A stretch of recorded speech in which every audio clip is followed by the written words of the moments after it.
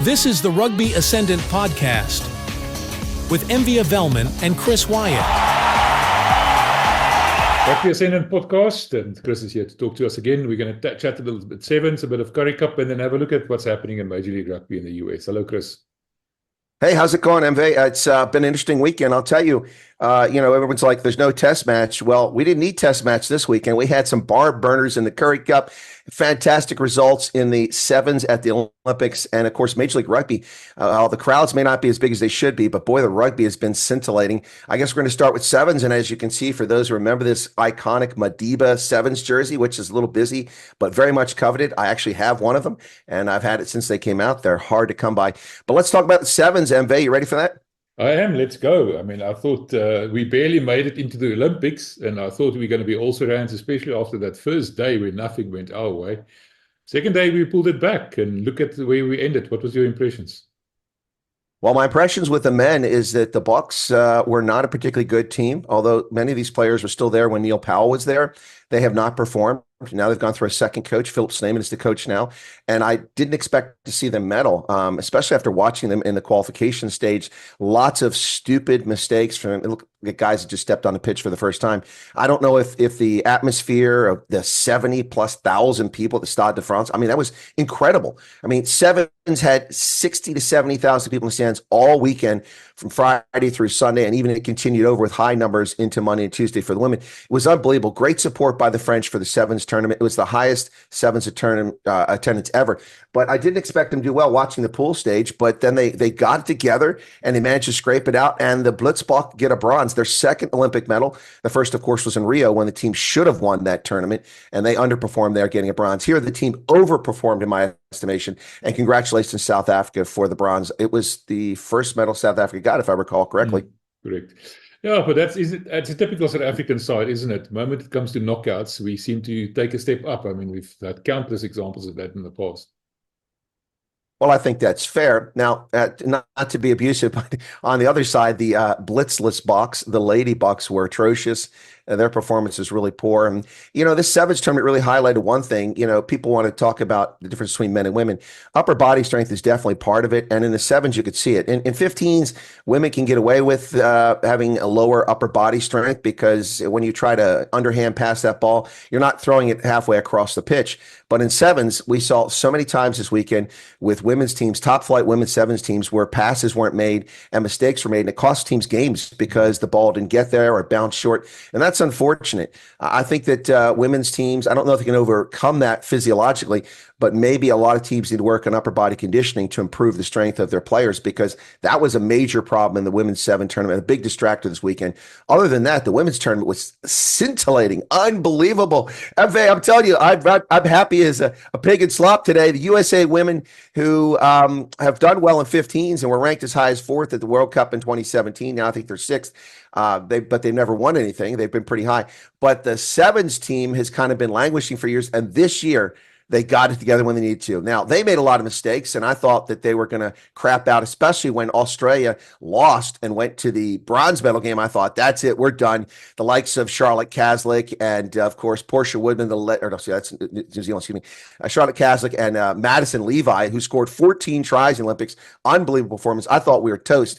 And it looked like we were toast. The Eagles down late in the game, just less than 30 seconds left in the game, and Australia scored a try, except they didn't.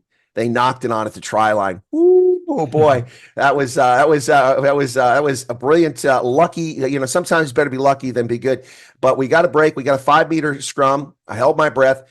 The Eagles got over in the middle pitch, right in front of the post, and this young lady bounced off one tackle and was off to the races. She ran 95 meters under the post. The USA scores, ties it up 12-12, and the clock has already expired. She kicks conversion, and the Eagles win the bronze medal. Unbelievable. Our first Olympic medal in a century. Of course, those who know rugby history know the United States was the defending rugby champion from 1920 24, both times gold medalists with college athletes going over. Last time in Paris a century ago. When Rio came back, we performed poorly, underperformed, men and women, again in Tokyo, and this time the men underperformed horribly. This is their worst performance yet this time. But the women get the bronze medal. And Canada gets a silver medal. And of course, the dominating Black Ferns just crushed everyone else. They were a typical fashion. Portia Woodman, I don't know if this is her last tournament, but the iconic, legendary Portia Woodman goes out on a good note here if she leaves. And they were fantastic. Watching Waka play, Stacey Waka, she was incredible for the Black Ferns. Listen, the women's sevens tournament was fantastic. It was no less exciting than the men's. The only drawback from my perspective was, as I said, that situation with women passing, because the upper body strength isn't there, and you can really see it in sevens. But other than that, it was an incredible tournament, and congratulations to the Blitzbokke men, to the Eagles women, and to Canada. So in the women's, the Southern Hemisphere gets the Northern Hemisphere gets 2 of the 3 medals. Canada and U.S. get medals, not the Southern Hemisphere. Woo, yebo. Well, enjoy it while it lasts, Chris. Enjoy it while it lasts. We'll talk about when the real rugby starts, the World Cups and the things like that. Well, yeah. Look, at the World Cup, I'm fine. I'm 2 for 2. I'm a Bucks fan, so you've got all your bases covered. Yeah, exactly. You can't hurt me there in the bragging game. I've been a Springbok fan since the 1980s. So anyway, talking about the men quickly, France went on and won the gold medal, and then there's a lot of debate about Antoine Dupont now suddenly being the best player the rugby world has ever seen because he's won a sevens medal in the Olympics. Just quickly, your thoughts on that debate. Okay, Antoine Dupont, the best rugby player in the world. Of all time. Stop the Never mind in the world. Of all time. Stop the nonsense. Look, this is ridiculous. He's a great player, but if he's the best all time, how come France can't get the quarterfinals? Yeah, that's true. At home, for that matter. At home, yeah. No, look, I mean, but in this game, look, France was incredible. They were. I watched their games, and of course, the crowd was unbelievable. But that's not why they won. They won because they performed well on the pitch. Dupont was not great in the buildup, but in the final, he was incredible. I mean, he made the first try possible with a big line break down the sideline, and then he scored 2 tries in indomitable fashion, getting that last one. No, look, Antoine Dupont was a rock star in this, but he's not the greatest rugby player, even of the current generation, let alone of all time. I'm not going to buy that for even a microsecond. He's a fantastic player. I would take him on any national side over almost any player in the world, but he's not the greatest rugby player. Come on, that's just silly. I mean, that people talking about come on. Come on.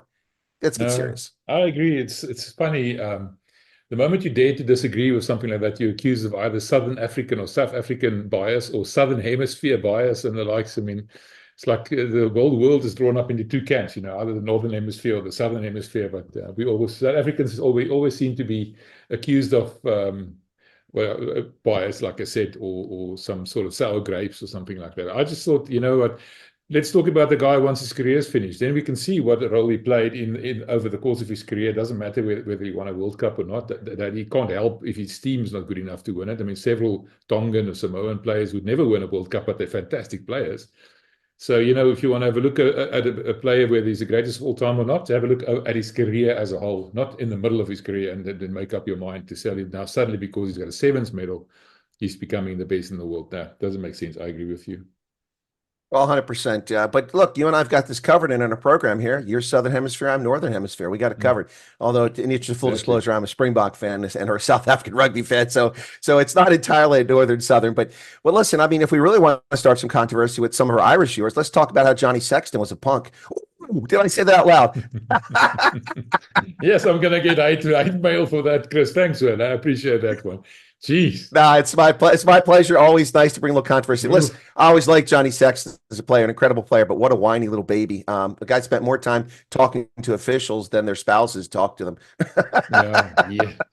Now, I tell you what, after this, the test series against the Boks, the Irish got on our channel, and some of them were quite, not complimentary, that's not the word, even-handed may be a better word, they Sure. were balanced, and which we always try to be.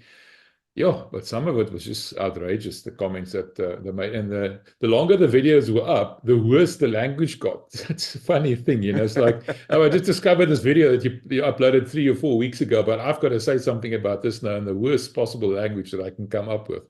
Sure. No, I tell you, abuse now. Let's leave it there. Yeah, no, it is pretty entertaining. But yeah, no, we try to be fair. I mean, it's interesting because when I was doing play-by-play over the weekend, it was the sevens, actually. I did some of the Olympic sevens. And there was a penalty that was missed by the official. It was an egregious one, and it was against the team that I supported. And I called out. I said, "No, they just missed that. How do you miss that? It's a clear. You know, it was a high tackle, or it was a knock on or something." And then one of my viewers came back and said, "Well, nobody can accuse you of being biased. I mean, you just called it the other way, said it was unfair, and now you're calling it this way against your own team you're supporting." I said, "Yeah, no, that's how I try to be.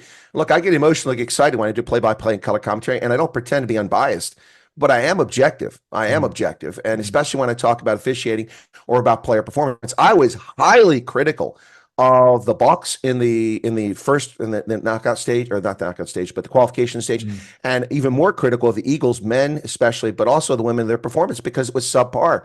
But I got to say, for the USA Eagles women, when it mattered, they got it done, and that's what makes the difference. But the Bucks, again, this is a team that I think that is not particularly good, and they stole a bronze medal. Congratulations to them. They deserve it, but it was not a medal that was expected. So congratulations to them. But yeah, no, with the Irish fans, look, Ireland's great, and people know that I actually support Ireland, but not when they're playing South Africa.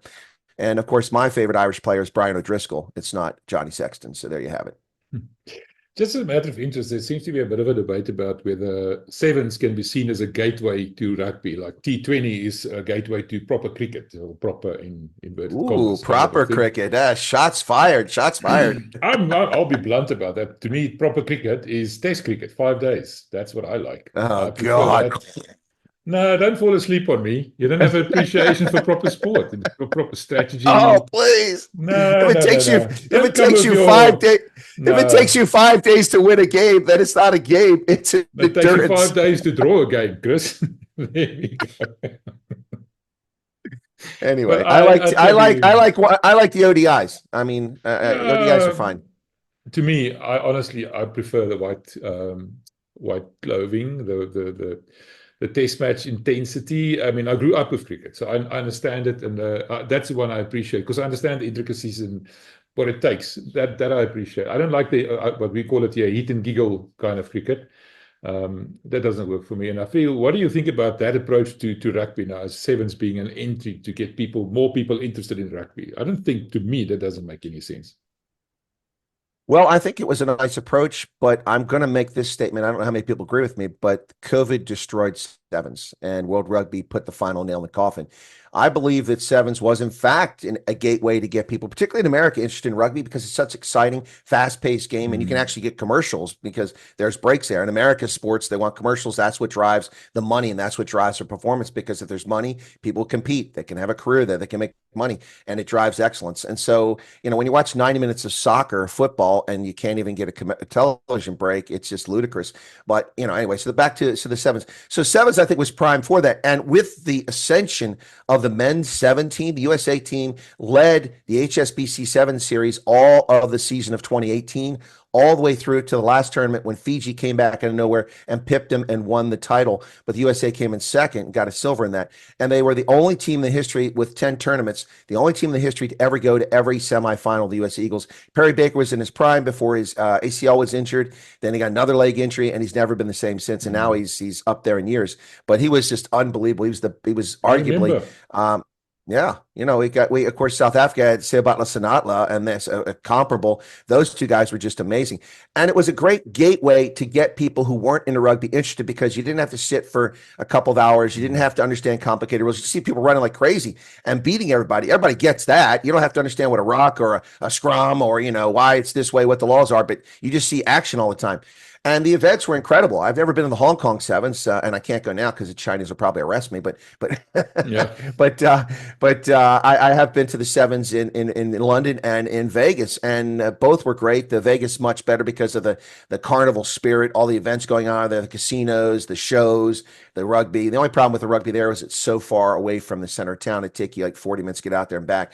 Unfortunately, they moved it from Las Vegas to Los Angeles, and nobody wants to sit around and walk through homeless camps to get to the sevens.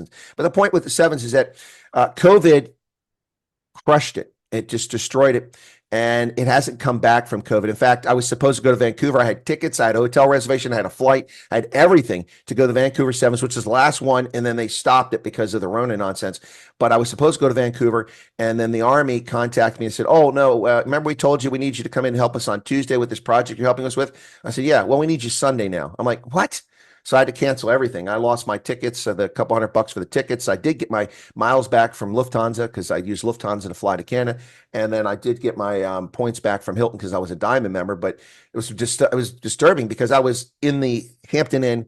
You walk out the door and 50 meters away is the stadium. And I would have been there all weekend. It would have been fantastic.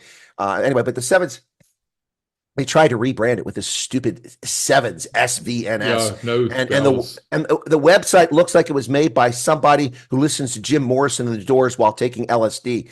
It's a horrible website. You can't follow it. It's disgusting. The images they're painful to watch on the eyes. They're more difficult to stare at than my jersey is. You know that right now. They've ruined Sevens. I used to call the Sevens every tournament. I would do all the Eagles games and all the Bucks games if I could. And usually they played, right before or after each other or played each other. And so I do 3 or 4 games and then come back and do 3 or 4 games later on and then do the knockout and medal stages. I didn't even cover Sevens this year. It's not even worth watching. Yeah. It's become so ruined. They've destroyed the sport. And I don't think it's a gateway. This is just, fantasy talk by World Rugby, which is an organization. And of course, those who know me know I have a lot of issues with World Rugby. They are the reason why the sport isn't the second most popular sport in the world. Is because the officials World Rugby, the people that run it. There you go. Sorry, Sir Bill Beaumont, if I hurt any feelings. I'm sorry. I'm sure he doesn't care what we think. But anyway, let's leave it there. Moving on to the Currie Cup, I have to just remind you again that I was at Loftus again while you were sitting in the US. And I must be honest, I wasn't very happy about before halftime. I mean, I was, what am I doing? I actually thought about going home.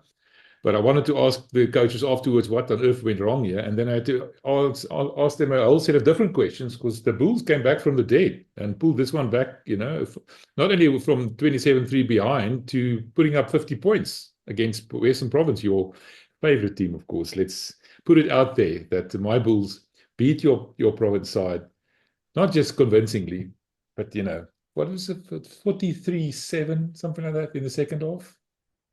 47-7, I think is what the score was in the second half. 47-7. There we go. I was just testing if you were listening to me or not. Oh, I was listening. And you mentioned the first half, and shame on you if you'd gone home. You got to stick it out and stay. I mean, but it's in that first half, I was waiting for the crowd to start singing "Zombies, zombies, hey, hey." Because you look like zombies. The Bulls were zombies in the first half. Listen, at halftime, I made the point. I said, okay, because I did a poll for my viewers, and for that game, I think I had like 640 people vote in a poll. We had like 15,000 watch that. It was incredible. But YouTube censorship eased up for a little bit there, but it was incredible. And it was a majority of province supporters were watching. And I said, guys, let's not get ahead of ourselves. I mean, they're at Loftus. We got a second half to go here. They got to come out strong and get a try or two to keep the nail. If they can do that, then we've got it. But that's not what happened. It's not what happened, folks. It was an unbelievable performance in the second half, ineptitude by the province side. It was painful to watch. But if you're a Bulls fan, that first half had to be unbelievably painful to watch. I mean, they were terrible in that first half, and then it's just amazing how this game flipped around. And we went from a 27-3. Now, at the end of the half, it was 27-10. They gave it. And that's why I got nervous. And that's why I made the caution at halftime. I said, because that try never should have occurred. They should have been out of the half at a 27-3 lead. And they give up that try late in the first half. And I'm like, okay, that's when I got nervous right there. I'm like, I'm concerned now. And from then on, how do you lose 27-3? You only score one more try and you get beat like over half a century. It was so painful to watch in the second half. No, I tell you, the Bulls. I don't know what they told them at halftime. They were like all blasé. Oh no, we didn't have to say anything. We just had to, the old story, stick to our structures and follow the process and whatever that might mean. I don't know what that means. The point is that they probably got to kick up the backside, if you ask me. And then they came out firing. Suddenly the scrum started working. The passes started to stick. And I think the defense stepped up a bit. And like I said, the scrums, for the most part, worked until the uncontested ones. And there, the Bulls were actually quite clever. They outwitted Province. You saw that. They called a penalty, a scrum on a penalty, which forced the Stormers then to send a guy off the field, because that's the rule. If you have an uncontested scrum, because you don't have enough front rowers, then you have to sacrifice a player. And that's what the Bulls did. Clever play by the Bulls, I would think. Apart from everything else, they were savvy enough to figure that one out. I agree, but I will say that I'm not buying the story that they didn't say anything at halftime. I mean, that's total nonsense. Yeah, no, we just stuck with our structures. No, Yeah, no. I agree. I don't know if you gave them intravenous energy injections at halftime, or you just got a Sambach out, or maybe they just threatened, listen, if you don't shape up, we're sending you back to varsity. You're not going to be playing for the Bulls next week. I don't know, but there's no way they went in the locker room and said, okay, guys, it was the first half. Let's stick to our structures. We'll do fine. No, come on. Come on, man. That's unbelievable. There was a tongue lashing at a minimum. And that new coach, whatever he did at halftime, maybe it's a trademark secret. He's not going to share it, but it worked because, man, the Bulls were not the same team in the second half, not even close. No, I loved watching that, and I was sitting there and I was quite incredulous. What on earth am I witnessing here? And I was happy that I stuck. I would never have left. It's not what I do. I'm just joking, but it was nice to see the Bulls actually coming back. And what stood out for me specifically was we were asked the question last week in our Afrikaans podcast on the Currie Cup is what are the Bulls going to do after Chris Smith has now left? And I think the answer was quite clear. Jaco van der Wald's going to step up. And he did that. He played exceptionally well, didn't miss a single kick. His defense was exceptional. That one try that Province scored towards the end of the game, if the try line was 1 meter further back, he would have stopped that try. That's the kind of defense we saw there. I must be honest, and I've now asked the question today again in the Afrikaans podcast, are the Bulls now the favourites, you think, to win this title? And I immediately got a tongue lashing from the Western Province supporters and tell me the Currie Cup is not won in July, MBA. The Currie Cup's not won in July. And I know that refers to Nas Botha having said that a couple of years ago, quite famously. Yes, Nas did say that. In fact, I think he repeated it when I interviewed him. He said the same thing. Yeah. It's the Currie Cup is not won in July, but it certainly can be lost in July. Absolutely correct. Yes. Yeah. And Province are 1-3 right now. I mean, who are they going to beat up on? They only get to play the Griffins a couple of times, not every game. So it's their performance was underwhelming to say the least. Yes, the first half. Right now, the favorite clearly is the Bulls. I mean, I wasn't going to be convinced about the Bulls before this game. I thought Province would win this game, honestly. And when it was 27-3, everything was on chart. We were on course the way it was supposed to go. And then it just all fell apart, which says something to me about the fortitude and determination of the Bulls that maybe I overlooked a little bit. So I'm going to, right now the favorite clearly is the Bulls. The Lions are all over the place. One time they're world beaters, then they can't even scrum. I mean, their scrum was atrocious. They should have just said, okay, just kick the ball down the pitch because we can't scrum. That's what they should have said. That's what they tried to do. They kicked aimlessly, yeah. Yeah, no, but the Lions just inconsistent. The Pumas getting smacked down by the Lions at home raise questions about how good they are, but then they come back. I mean, so those two teams have been back and forth, but there's no doubt that the Bulls are clearly the class right now. The Cheetahs is another team that just shocks me. They came out, they look great. Of course, it wasn't against great competition. I think they crushed the Griffins early on. No, they didn't crush the Griffins, but they came out and they looked good early on. But then they had that game where they lost, lost badly. And then this weekend, the Cheetahs barely hung on to defeat the Griffins in Velcom. Yeah, it should have been a draw, but they missed the conversion at the end, and it was 47-45. I mean, this was unbelievable. I mean, this kind of reminded me of a couple of years ago when the Pumas came back from death's door, defeat the Cheetahs, and go on to win the Currie Cup against the Griffins. Remember that game? Yeah. They went to Bloemfontein, and they were trailing by a huge amount. I forget what it was. All late in the second half, and they just scored try after try, and the Cheetahs are like just shell-shocked. It was like they were in World War I trenches, just like walking around the days like soldiers who just survived an artillery barrage like this. Yeah. And that's kind of how the Cheetahs looked in Velcom. I mean, if you go to Velcom and you look that way, there's something that's not right with your team. The Cheetahs are 3-1, but they're not a deserved 3-1. That's what I'm going to say. So right now, the Bulls are the class of Currie Cup. I was at a press conference yesterday where Frans Steyn, the director of rugby of the Cheetahs, was talking. And in typical Frans Steyn, he was very, very blunt. And he used a couple of swear words, which I can't repeat on this channel for fear of my channel being closed down. There's a lot of infighting at the Cheetahs at the moment because of previous coaches and players that have now taken to Facebook to air their grievances that they have. And what he said was, Frans specifically said, was number one, my office is always open. If you want to talk rubbish about my team, and he said that, come talk to me in my office, not on Facebook, not on social media. Because what he said was, the Cheetahs are in negotiations, don't know, about some tournaments. He didn't expand on that. And this kind of social media infighting is not doing them any favors. And that is one thing. And the other thing he said was that the Cheetahs are trying to play a certain type of rugby, and it's going to take time to settle down. And importantly, he said, for the first time in many, many years, the Cheetahs have got 2 full teams. The depth is big enough or deep enough to have 2 full teams to train against each other. They used to be able to, they never had enough players to be able to train against another team. Now they have 2 full teams. So he's just saying, listen, guys, just be patient. Leave us alone. If you have something to say, come say it into my office and don't take to social media. But yeah, he said to me also that they should never have made 12 changes. They underestimated the Griffins. And he acknowledges that they made a mistake, and they won't do it again. This weekend, of course, they're playing the Bulls in Bloemfontein, Friday afternoon. Well, that should be interesting. You know, I have to say that I usually do pretty well in Super Brew. I mean, I'm usually a 75% or better guy, but not this year's Currie Cup. No, I just can't win, man. It's just like, you know, play craps. I expected the Lions to win. Nope. The Sharks beat the Lions. The Sharks. I mean, that's sad. But you know, the Cheetahs. I've seen this chatter that's going on social media, and I'm going to say this: knock it off. Full stop. This is not helpful. This doesn't help South African rugby, and it sure doesn't help the Cheetahs. It's a franchise that's dumped on, dismissed, treated poorly by South African Rugby Union and others. This is a proud franchise. Let's support the Cheetahs. Stop your nonsense. Swallow your egos. Get over the fact that you're not in charge. You're not there anymore. And stop being 8-year-old children. This is ridiculous. This is not helpful. I'm glad Fransten is there. We already got an issue with the Cheetahs with the doping scandal that is come up, but that's not a Cheetah issue. That's the player. This player has a history of that. That's not the Cheetahs. He's got a disciplinary history. They gave him a chance. It didn't work out. So that's not going to reflect badly on the Cheetahs, but it brought attention to the Cheetahs that's unwanted.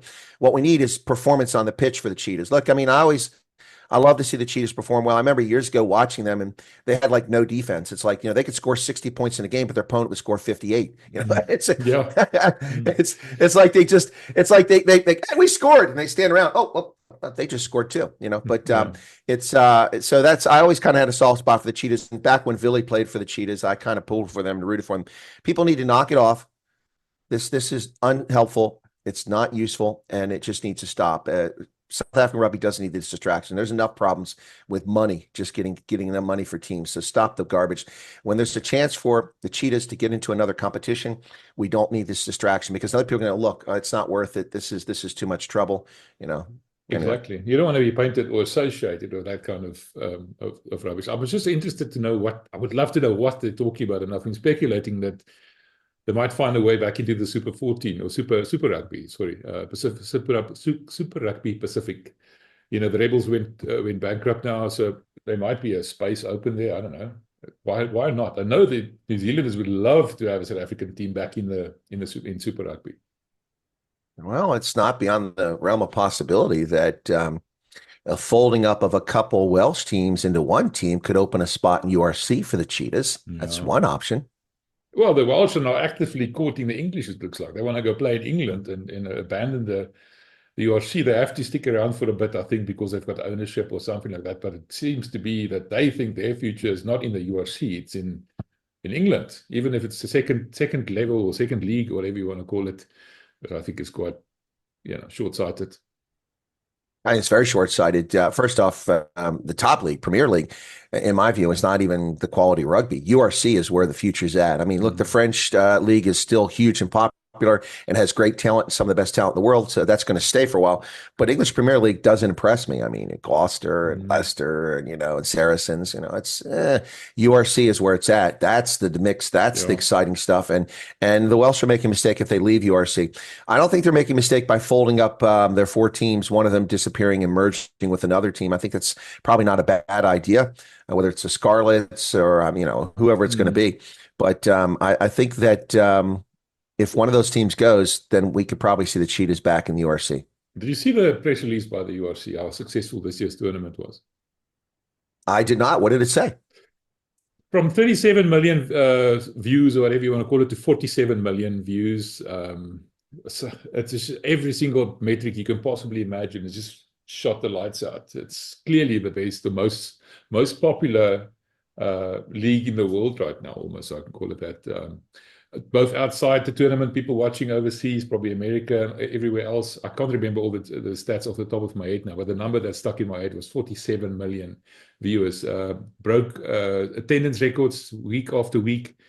3 million or something. I can't remember what it was, but ridiculous numbers. So I think, like you said, URC equals best league. There's a lot of people going around saying that. That's why I can't understand why the Welsh would not want to stick around and, see if they can make it work. But they're saying that, they can just drive across the border, go play against an English side. Both sides, the supporters of both sides can go watch the matches, attend it.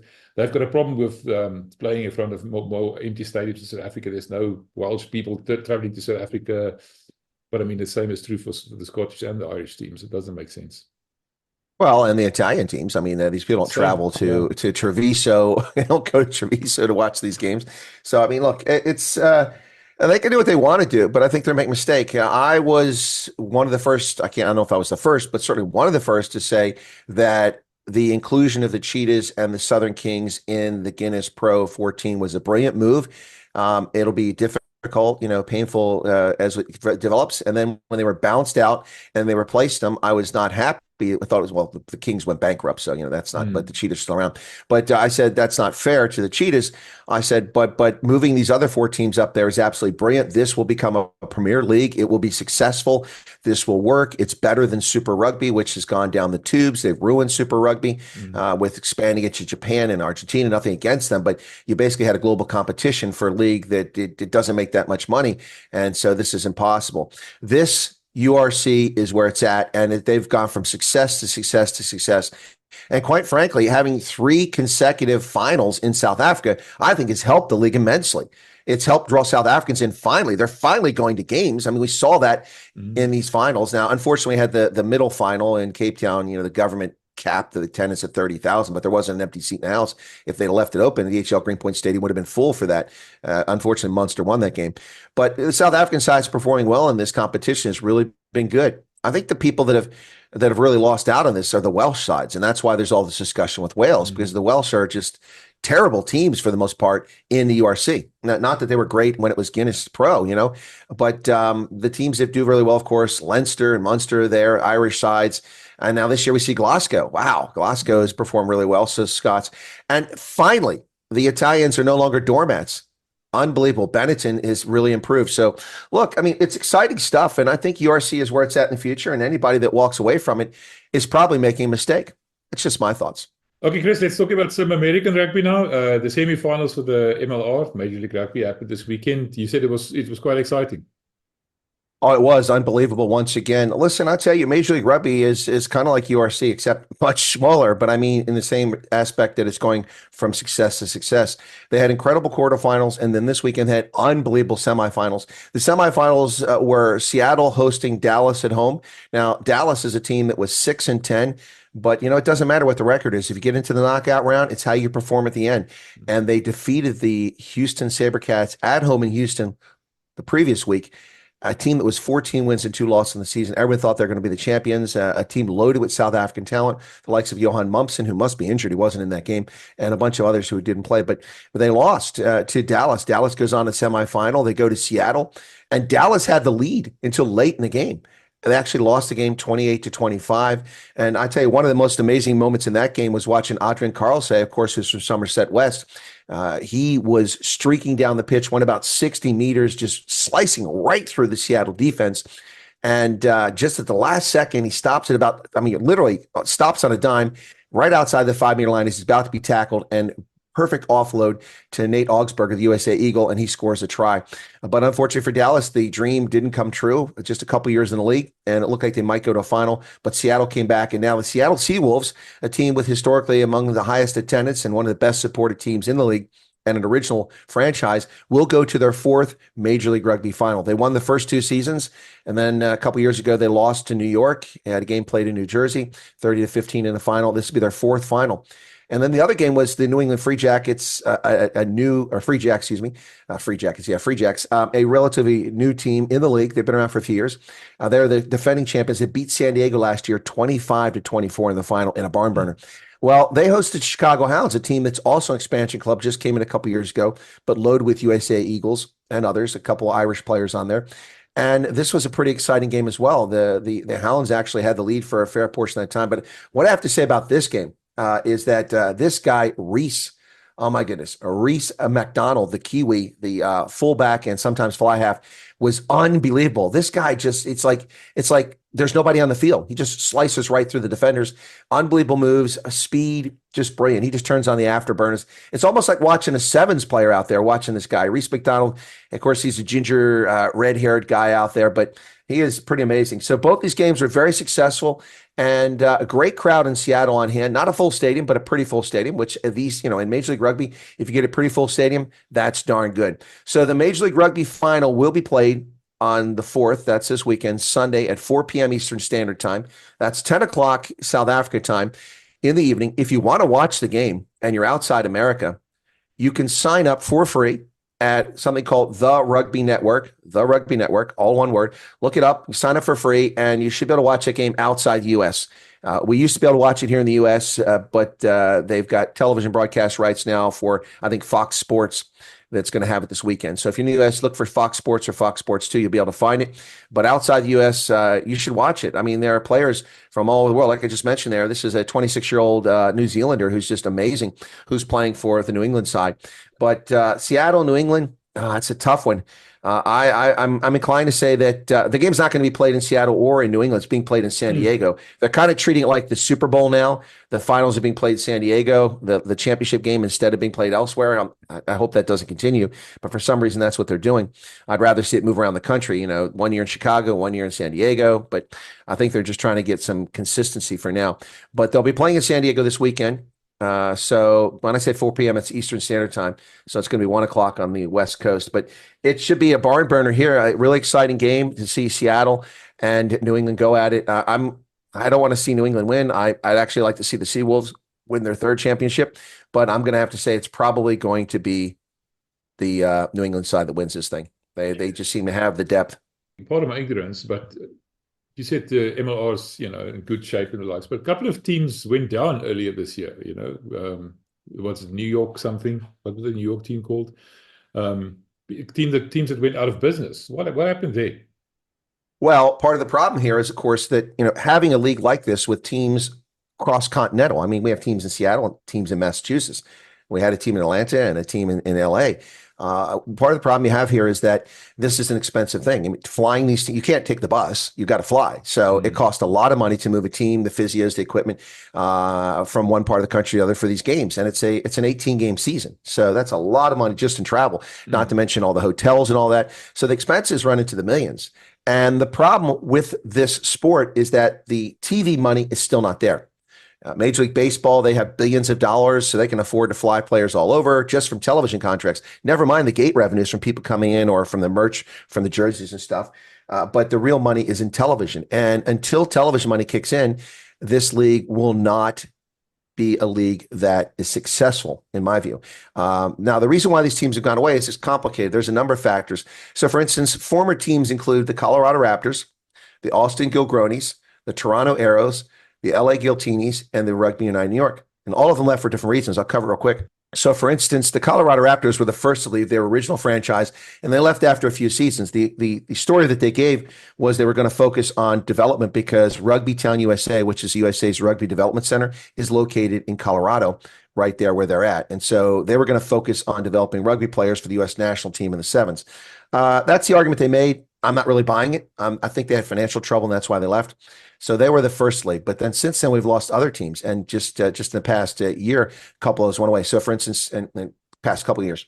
So in 2022, we lost, who did we lose? We lost, I'm trying to find, I've got the dates here for when these teams departed. Just trying to find it real quick here. I was reading that a minute ago because I had a feeling you might ask about this. Yeah. So October 25th of 2022, the Austin Gilgronis and the LA Guiltinis left. Now, what happened is that the Austin team was an original franchise. The LA team was an addition, and they were owned by a billionaire Australian sports apparel guy. I don't know his name.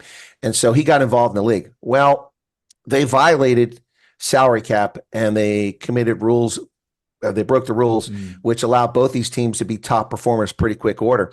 And so the LA team actually won the championship. because of the violations, the league suspended them, and then the owner withdrew. So they folded up the franchises because they were uncertain what was going to happen.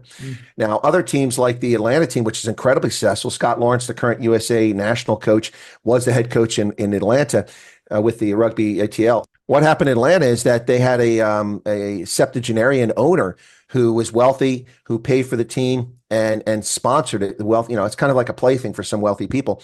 And unfortunately, after they won their conference championship and then went to the final, he passed away shortly after that. And so the ownership of the team was up in the air, and the heirs of the family decided to divest from the team. And those who bought it, like so many people going back to the Dodgers, Brooklyn Dodgers moving to Los Angeles back in the 1950s, everyone thinks that the future of the gold is out in Los Angeles. Turns out that isn't always the case, but they decided to move the team to Los Angeles. So now there's another team in Los Angeles and not in Atlanta. So that team went away. Then what happened is that in November of last year, the Toronto Arrows, their owner, another wealthy person, Bill Webb, passed away, and they had no source of funding for the team. The heirs weren't interested in it, so they weren't sure what they could do. They had to fold up their tent.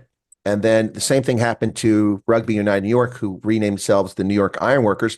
They withdrew at the end of December 2023 because of ownership issues. So these are, and what it comes back to is that most of these teams in Major League Rugby are owned by very wealthy individuals. And if those individuals lose interest or they pass away or something like that, then there isn't the money, because basically these rich guys are subsidizing the sport. That's the bottom line. So very few of these teams are actually turning a profit. Most are turning in the red each season, and they're hoping for television contracts to catch in at some point, and they'll cash in. And that can happen. And I hope that does happen, because we need it to happen. We need rugby to be big in America, particularly with the World Cups coming here. But not just that, just for the health of rugby, in my view. Once American networks start broadcasting it, treating it like a proper sport, money will flow into rugby. That will benefit South Africa. That will benefit Zimbabwe. That will benefit Samoa, Fiji. Everybody will be better off as a consequence of that. But that isn't happening yet. And these wealthy owners have taken a flyer that their investment, even though it's money losing in this, will pay off. But we're 6-7 seasons in now, and I'm getting a little concerned that some of them might start to go, well, you know what? I'm never going to see a profit from this. I'm losing interest. But to be fair, most of the men and women who went in as wealthy owners at the beginning are people who had a passion for rugby to begin with. For instance, the Old Glory DC team, the owners of that team are wealthy car dealers in the DC metropolitan area, Washington, DC, and the former USA Rugby player and people involved in the sport. So they're going to stick with it. The Sheehy guy is going to stick with it for a long time. The problem, it's just unfortunate when the people who own the team pass away and then others lose interest, and you have to fold up a team. So they haven't folded up because of poor performance. They haven't folded up because of poor attendance. They folded up because owners have passed away, and also the misbehavior of one of the owners. That's the LA and the Austin franchise. They broke the rules. And to their credit, Major League Rugby said, no, we're not going to let this happen. In fact, they suspended them the next season from the playoffs. It threw the whole playoffs into disarray. Just before the playoffs, the Austin team and the LA team were suspended.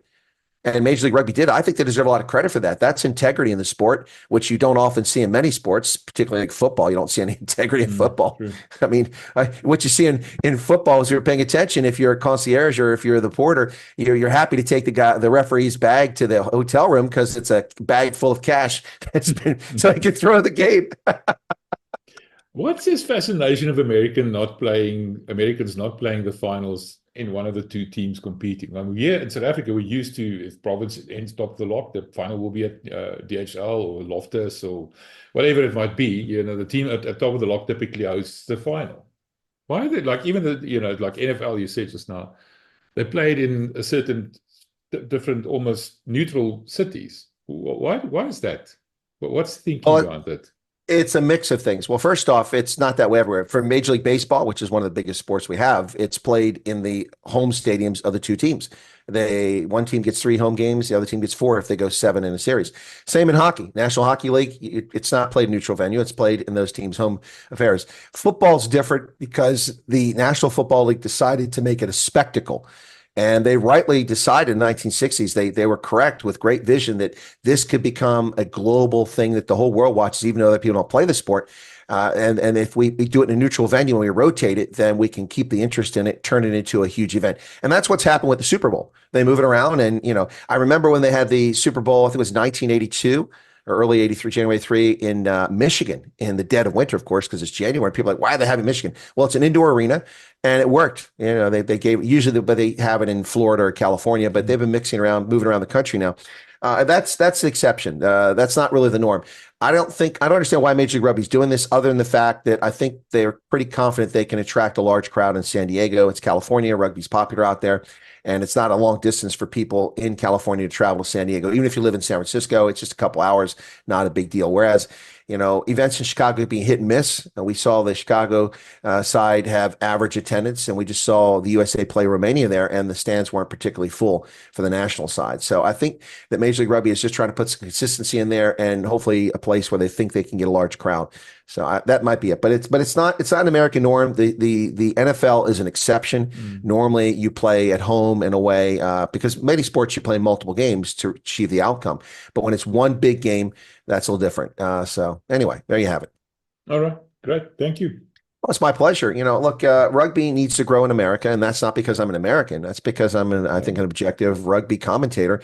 It really does. I mean, look, whether people like America or dislike America or love America, hate America, really isn't germane. What matters is that the money from television, from advertising, from merchandise is here.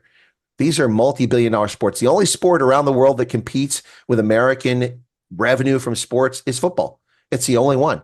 And that's, I think, largely a creation of a few European teams with wealthy owners like Man U and others who've really pushed this, Real Madrid and others, and Bayern Munich, who've they've long ago turned their franchises into money-making machines because they rightly figured out where this was going to go. And so that's the exception, and football is the exception. Other sports just don't generate the revenue. Rugby doesn't generate the revenue that it should anywhere. Even the Premier League, maybe the French League generates the revenue because the stands are pretty full and they have great television coverage.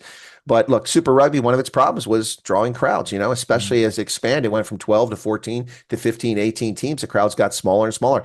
And the talent pool got thinner and thinner. And the games got uglier and uglier. And it got more boring. And in the end, I was glad to see Super Rugby go. I don't miss it at all. I mean, I love Super 12. Super 14 was the best. I love Super 14 rugby. But in the end, when they started playing this, well, you only play against South African teams. You only play against New Zealand. What is that? That's not, let's get back. Anyway, so but it didn't make the money, and that's the problem. Look, I mean, ultimately sports are a business. It's not, got Gate McKenzie in South Africa is talking, we're going to pour money into pools for the Olympics. Yeah, governments shouldn't be putting money into Olympics. That should be a private concern. I mean, some people are going to disagree with me, but sports is a private business venture, a private amateur venture, and that's what it should be. People competing to be the best. And in order for that to happen, it takes money for trainers, for injuries, for travel, for lodging, for equipment. All that takes money. And also to make a living off of it for sports, for athletes, it takes money. And that shouldn't come from taxpayers. It should come from spectators and fans who support the game. And I think that's where we're at. And that's where it really needs to be, the focus on that. By the way, that's not a slight on Gate McKenzie. I think he's doing an interesting job thus far as the sports minister. We'll see how it goes in South Africa. A new broom, I just wanted to ask you, that game that the All Blacks played against Fiji in America, what was the attendance like at that game? I think it was 32,000 or something like that. Not bad. That was in San Diego. That's the place where this championship's going to be played. It's a beautiful stadium, by the way, Snapdragon Stadium. It was about 32,000, not a record. I mean, when the Eagles played the All Blacks, we had 80,000 in Chicago at Soldier Stadium over 10 years ago. That was a record, I think, for the U.S. for rugby. And it was huge. It was great. We got slaughtered, of course, but the fans loved it. It was huge. But this was not a big crowd, but a decent crowd. So, but here's the thing. I'm pretty sure the reason why the All Blacks went there is it was a payday for them, a chance to make money. Sure. Look, I mean, that's not a dirty secret, but certainly something that spectators and fans, short for fanatics, don't really grasp sometimes. One of the reasons I've been opposed to the World Cup expanding is that many rugby unions are bankrupt or don't have any money to compete. When we were competing for the World Cup for Japan, the Zimbabwe team was trying to compete to get that Africa 2 position, which Namibia, of course, got again. They had to go to Tunisia to play a game. They were thrown out. They were turfed out in the street. They slept rough. They couldn't pay their hotel bills, so the hotel threw them in the street. They actually slept not in a bus, On the street is how the team slept. And then they went and competed. I mean, you can't. The USA Rugby Union, bankrupt. They filed for bankruptcy. Saru, so close to filing for bankrupt. I secretly suspect either somebody really connected like Mosepe or somebody slipped them a little bit of money, or the government gave them money that no one knows about so they could survive a couple years ago. But they came to D.C. for Rossi's first game against Wales to play in our third world stadium at RFK. Not because they wanted to bring rugby to America, but because USA Rugby Union promised them $750,000 for appearing. And I think the Welsh got 600,000 or something like that. And we lost money. There's only 25,000 people came to the game. And it rained. It was, and then of course I was very angry because they gave all the debutantes the ball and they couldn't handle it in the rain. They knocked it on repeatedly, lost the game. We should have won. But Rossi had a plan. But the point here is that rugby unions don't have money, and they don't have money because the TV money's not there. I don't know what Super Sport pays for these games, but I'll bet it's not what the NFL gets. I know that. It's not what Major League Baseball gets. It's probably not even what Wimbledon gets for TV rights. You know, that's where the money's at. It's in advertising and off of television. And until you make that money, you're just not going to get it done. And that's what rugby needs. It needs the big money, and the big money is not in Moscow. The big money is not in Beijing when it comes to this. The big money is in New York and LA in advertising and broadcasting. And that's why I've always been arguing that it's got to succeed in America. And when it succeeds in America, I mean, look, it's already succeeding with people, with players, with kids. It's the fastest growing team sport on the planet and has been for 15 or 20 years. More people become rugby players than any other sport every single week around the globe. And it's growing in places people know. I mean, look at the performance of Uruguay, and look at Portugal, how they've risen up in the ranks, and even Chile. Chile went to a World Cup. Can you imagine that? They went to a World Cup, and they deservedly went there. So Germany even has a rising rugby team, but it takes money, folks. It takes money to get up to that level. You have to have a viable option. I mean, think about this: if your kid goes to high school and they go to their A levels and they come out fantastic, and they want to go to university and become a biochemist, or they're a great rugby player and then go play rugby. Well, as a biochemist, you can make a living and support a family, and you can do something to contribute to society. As a rugby player, you're not going to make enough money to live off of. You're going to have to go bag groceries at a store, or you're going to have to bus tables in a restaurant, or you're going to have to work in an insurance company or something like that. You're not going to be able to focus on your craft, which is what you need to do. So in the NFL, they can focus on their craft. In fact, they have so much money, so much time that some of them run around, beat their wives, and do cocaine. But that's a whole other story. Yeah, for another day. All right, Chris, thank you. Appreciate that. We'll talk again next week. Thanks for your time. Always appreciate it. All right, MV, thanks a lot. It's always a pleasure. We'll see you next week. Well, the good news for me this weekend is that the province side is not playing the Bulls. So. Yeah, the poor Cheetahs are playing the Bulls in Bloemfontein. That's going to be an interesting one, I must be honest. Yeah, can't wait for that. All right, I'm going to go out on a limb and say the Cheetahs beat the Bulls in Bloemfontein. We'll talk again next week. Okay. This is the Rugby Ascendant Podcast with Envia Velman and Chris Wyatt.